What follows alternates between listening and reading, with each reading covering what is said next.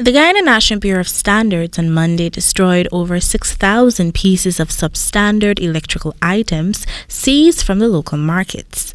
Earlier this year, the Guyana National Bureau of Standards started the monitoring of several categories of electrical equipment and fittings based on the requirements of the mandatory national standards.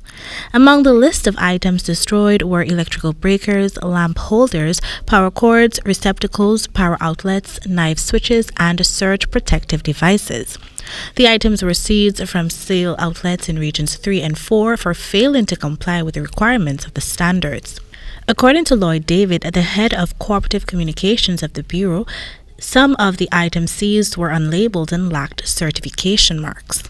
There are some persons that are selling these items that are not of quality, they are not labeled properly, they are substandard, and therefore actions are to be taken. The Gnbs found a large number of inferior power cords and power strips that were incorrectly labeled as surge protective devices, while they did not have such protection capability.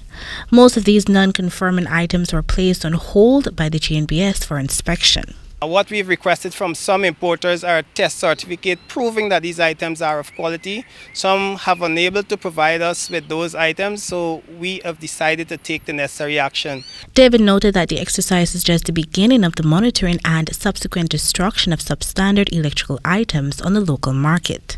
As the items come into the country, we'll continue to do our monitoring at the ports of entry.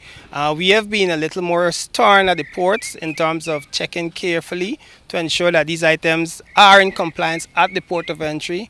And if they are not, then we begin to take the necessary action in terms of seizure from that initial stage. The Guyana National Bureau of Standards, operating under the Ministry of Tourism, Industry and Commerce, is a semi-autonomous governmental organization responsible for standards and quality in Guyana. For the HDP Nightly News, Kendall Richmond.